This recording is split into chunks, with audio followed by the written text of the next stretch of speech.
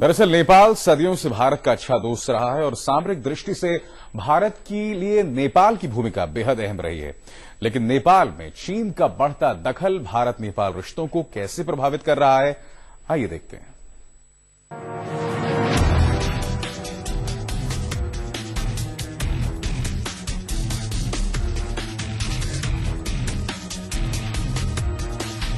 तिब्बत के ये वीरान इलाके कभी चीन और भारत के बीच असली बफर जोन हुआ करते थे, लेकिन जैसे जैसे तिब्बत पर चीनी शिकंजा कसता गया, लाल ड्रैगन का खतरा भारतीय बॉर्डर के करीब आता गया।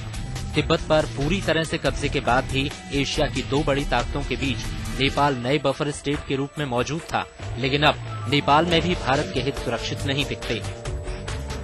चीन असल में नेपाल को बफर स्टेट के बजाय अपने दबदबे वाले इलाके में तब्दील करने में जुटा हुआ है और ये भारत के लिए बड़ा खतरा साबित हो सकता है।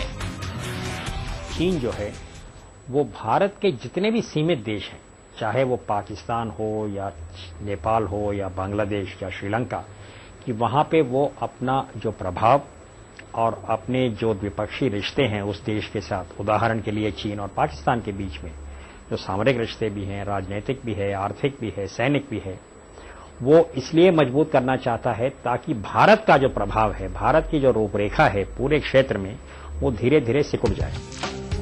नेपाल में चीन के बढ़ते वर्चस्व का मतलब है कि भारत और चीन के बीच एक बफर स्टेट की मौजूदगी खत्म हो जाएगी। भारत को नेपाल में खुली सीमा पर भी सुरक्षा बलों की तैनाती करनी पड़ सकती है, जो कि खजाने पर बड़ा बोझ होगा। बिहार और उत्तर प्रदेश जैसे राज्य भी सामरिक रूप से संवेदनशील राज्यों में तब्दील हो सकते हैं। नेपाल के जरिए भारत की जासूसी करना चीन के लिए आसान हो जाएगा।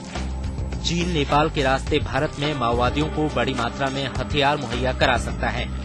नेपाल भारत में घुसपैठ का बड़ा रास्ता बन सकता है।